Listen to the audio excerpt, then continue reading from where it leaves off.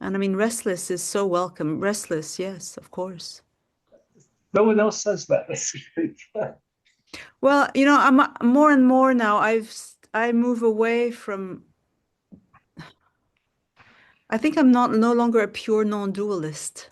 I just don't.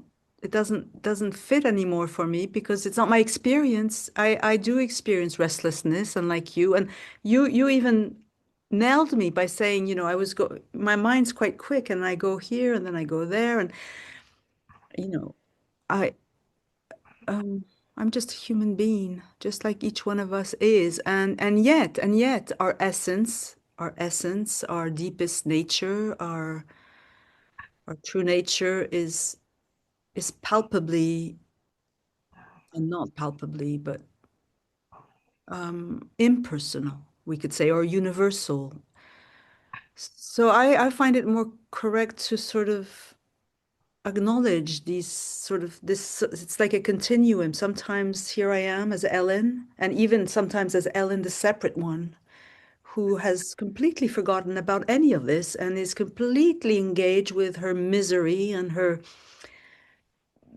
drama. And then there's the Ellen that comes to meditation with all of you, and suddenly it's still Ellen, and she's still agitated, and she's got her stuff, and but it's like there's a little wind of something, a little perfume of something that's very attractive and is rendered compelling by the fact that you're all here and that we're all sort of acknowledging something.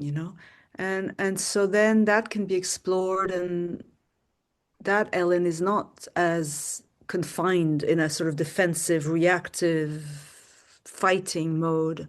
Suddenly she's breathing and her body is connected to the and all the things that I was some of the things I was saying. And then there's also the glimpses that may occur at times on a tactile level or on a heart level, and it's very difficult to really voice those sort of moments out of time where actually there's peace and silence or whatever, or a sense that there are no borders.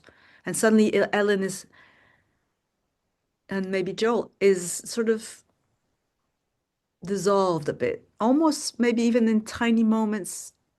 Mhm. We're with the depth of the ocean, and the wave that we each are is just not on the radar.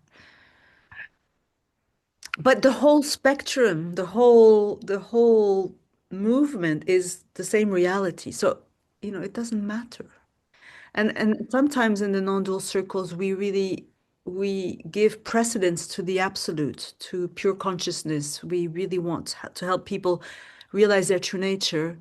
But the message can be that person over there, especially the separate one, either is non-existent, she doesn't exist. Actually, she does exist because she's a real experience. And or she should, quickly realize that there is no such thing as separation. Well, yes, but at the same time, that experience of being a separate self is seems to be universal and seems to have some, I don't know. It's here, so let's not pretend.